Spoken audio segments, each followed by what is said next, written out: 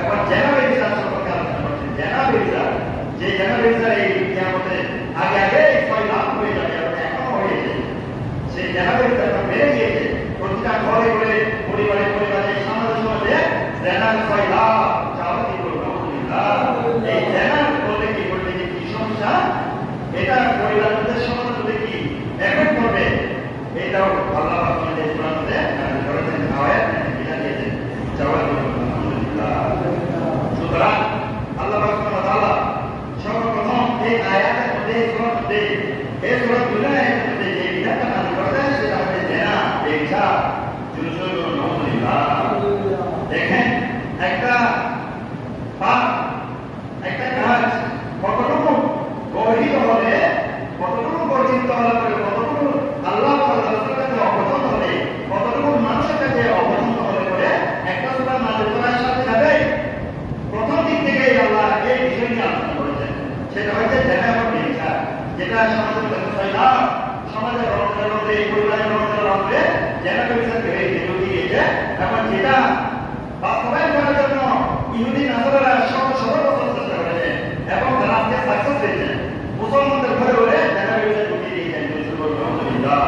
এই জন্য আল্লাহ রাব্বুল আলামিন সূরা নূরের 2 নম্বর আয়াতের মধ্যে আল্লাহ পাক বলেন, আস-সামিয়াতু ওয়াস-সামি ফাজিলিদু কুল্লা ওয়াহিদিন মিনহুমা মিয়াতা জালদা ওয়া লা তাখুযুকুম রাহমাতান ফি দীনিল্লাহি ইন কুনতুম তু'মিনুনা বিল্লাহি ওয়াল ইয়াউমিল আখির। আল্লাহ পাক বলেন, ওহে জানাকারী পুরুষ, জানাকারী মহিলা, তোমাদের সমাজের মধ্যে যদি কেউ জানা করে, ব্যভিচার করে, আর সে যদি হয় অবিবাহিত হয়, তাকে মানুষের সামনে তাকে কি করবে, মিয়াতা জালদা, 100 বেত্রাঘাত করবে, মানুষের সামনে ওপেন ভাবে মাঠের মধ্যে তাদেরকে বেত্রাঘাত করবে, চাবুক দিয়ে মারবে, 100 চাবুক মারবে। আর যদি ওই ব্যভিচারে যদি বিবাহিত হয়, জানাকারী যদি বিবাহিত হয়, ওই বিবাহিত নারীকে ওপেন একটা ময়দানের মধ্যে অর্ধেক করতে থাকে, পাথর মেরে গঠন করে তাকে কি করবে, হত্যা করবে।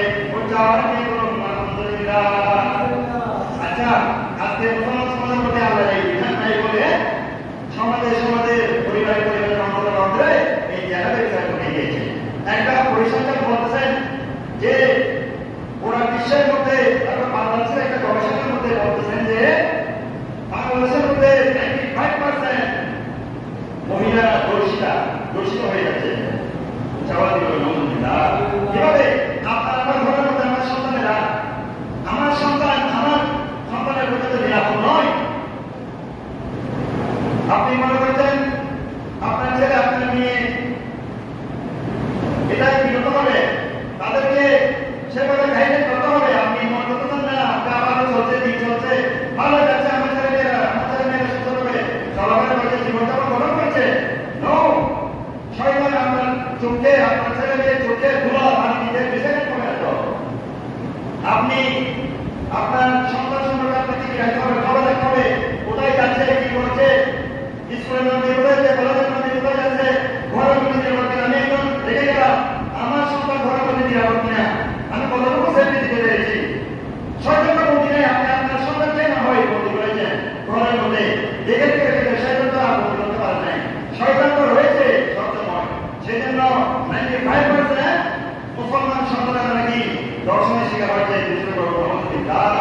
সেখানে প্রত্যেক ঘরে ঘরে অন্তরে অন্তরে জেনা ব্যভিচার ঢুকে গিয়েছে, বড় বিয়ে ঢুকে গিয়েছে। এই আয়াত সেই জন্য আল্লাহ নাযিল করেছেন। আল্লাহ জানেন যে আপনার আগে আগে প্রত্যেক ঘরে ঘরে জেনা ব্যভিচার ঢুকে যাবে, প্রত্যেক ঘরে ঘরে ঢুকে যাবে। সেটা হয়তো আমি এখানে বলছি আমাদের সবাই এটা আমাদের কাজ করবে না, কিভাবে সম্ভব? প্রত্যেক ঘরে ঘরে কিভাবে ঢুকে, সেটা একটু চিন্তা ভাবনা করে আপনি বুঝতে পারবেন। সেটা একটু গবেষণা করতে হবে, একটু চিন্তা ভাবনা করতে হবে। তাহলে আপনি যখন এটা নিয়ে চিন্তা ভাবনা করবেন, আপনি যখন এটা নিয়ে একটু সচেতন হবেন, তখন আপনি বুঝতে পারবেন এখন আপনার থেকে আপনার সন্তানেরা সেফ থাকে এই সমস্ত গভীরের কাছ থেকে। সেই জন্য কোন একজন ব্যক্তি যদি শয়তানের মধ্যে পড়ো, দুনিয়ার মধ্যে পড়ে হোক, জেনা ব্যভিচারের মধ্যে লিপ্ত হয়ে যায়, সেই ব্যক্তি অবিবাহিত হয়ে যায়, তাহলে তাকে 100 বেত্রাঘাত দৌড়া মারতে হবে। মানুষের সামনে দৌড়া মারতে মারতে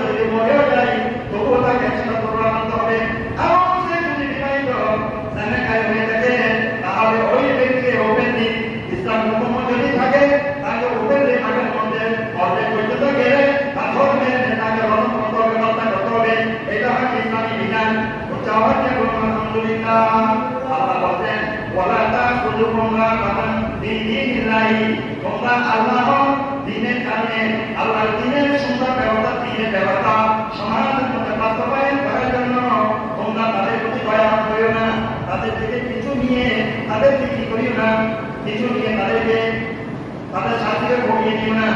ওয়ালা তাখুযুকুম রাকাতান, তোমরা তাদের থেকে সামান্য বিনিময়ে তাদেরকে ছেড়ে দিও না, সামান্য বিনিময়ে ছেড়ে দিও না। অর্থাৎ আমাদের সমাজের মধ্যে আমরা কি করি, কোনো একটা দোষী যদি সম্পর্ক হয় তার থেকে কিছু টাকা পয়সা, তার থেকে কিছু সুবিধা নিয়ে তার নিজেকে তার সাথে স্বীকার করে দিই, সেই জন্য সে বের হয়ে আবার কি করে আবার সেই অপমাননা করার জন্য শান্তি করে হয়।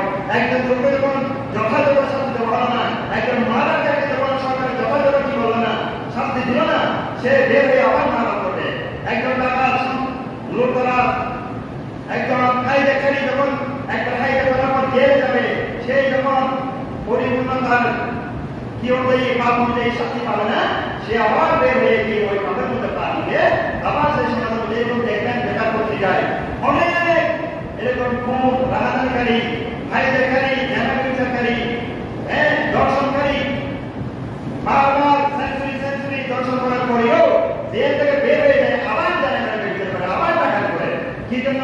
জেলের মধ্যে তাকে যথাযথ শাস্তি দেওয়া হয় নাই, তাকে কারাদণ্ড দেওয়া হয় নাই, তাকে শাস্তি দেওয়া হয় নাই, তার থেকে কিছু সুযোগ সুবিধা নিয়ে টাকা পয়সা নিয়ে টাকা আবার ছেড়ে দেওয়া হলো, সে বের হয়ে আবার আগের থেকে বেশি কি হলো, বেশি শক্তি সামর্থ্য নিয়ে আবার আপনার জেলে করলো। তাদের থেকে কিছু নিয়ে তাদেরকে ছেড়ে দিও না। আল্লাহ দ্বীনের বিধান বাস্তবায়ন করার ক্ষেত্রে তোমরা সমাজের মধ্যে কি করিও না, তাদের যারা দোষ করে তাদের প্রতি দয়া করিও না, দয়া দেখিও না। দোষ করেছে শাস্তি।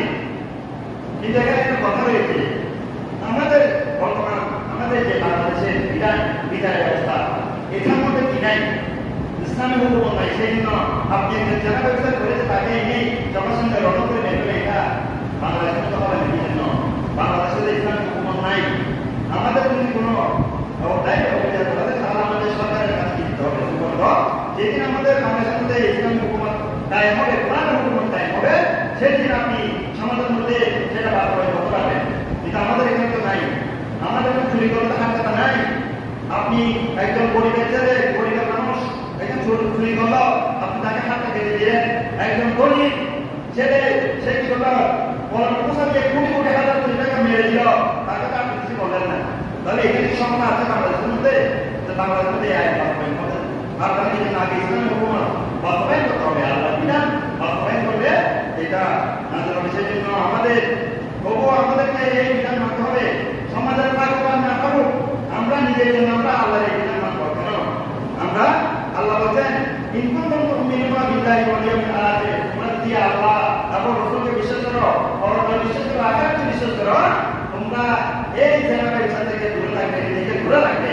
আলহামদুলিল্লাহ। সুতরাং হাদিসে পাকের মধ্যে রয়েছে, যে সমাজের মধ্যে, যে রাষ্ট্রের মধ্যে, যে এলাকার মধ্যে জেনারেশন বৃদ্ধি পায়, সেই এলাকার মধ্যে নাকি প্লেগ নামক মহামারী বৃদ্ধি পায়।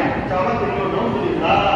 প্লেগ মহামারী এবং আল্লাহ গজব নাকি ওই এলাকার মধ্যে নাযিল হয়। যে নিরবে নাযিল হয়েছিল হযরত লূত আলাইহিস সালামের জমানার মধ্যে, হযরত লূত আলাইহিস সালামের কওমেরা উপস্থিত জানা হয়েছিল তো সমকামিতার কারণে তাদেরকে আল্লাহ গজব দিয়ে শেষ করে দিয়েছেন, একেবারে মাটির মধ্যে ঢুকে দিয়েছেন। যে নির্দেশনটা এখনো রয়েছে, জর্দানের মধ্যে যে নির্দেশক রয়েছে, ডেক্সি বলা হয়েছে, যে নির্দেশক, সেই নির্দেশক হচ্ছে লূত আলাইহিস সালামের কওমকে ধ্বংস করে দেওয়ার জায়গা। সেই জন্য আল্লাহ রাসূল বলেছেন, যে এলাকার মধ্যে জানা বিধান বৃদ্ধি হবে, ওই এলাকার মধ্যে আল্লাহ সুবহানাহু ওয়া তাআলা গজব দিয়ে দিবেন, প্লেগ নামক মহামারী দিয়ে দিবেন, এবং ওই এলাকার মধ্যে আল্লাহ সুবহানাহু ওয়া তাআলা গজব নাযিল করে দিবেন। আলহামদুলিল্লাহ। সুতরাং এই কাজ থেকে আমাদেরকে দূরে রাখতে হবে, বড় থেকে দূরে রাখতে হবে, জানাবে বিষয় থেকে নিজেকে হেফাজত করতে হবে। আপনার অজান্তে আপনি জানাবে বিষয়ে যুক্ত হয়ে যাবেন। এটা শয়তান যে কোনো সময় আপনাকে কত বিপদের কথা, আপনার সন্তানকে বিপদ করতে পারে। সেই জন্য সন্তানদেরকে কি করবেন, দেখভাল করতে হবে, খোঁজখবর রাখতে হবে, কোথায় যায়, কি না করে এগুলোকে খোঁজখবর রাখতে হবে। আমাদের দায়ভার আপনার উপরেই করতে হবে। আল্লাহ আপনাকে জিজ্ঞেস করবে, আপনি পরিবারের কর্তা, আপনি পরিবারের বাবা,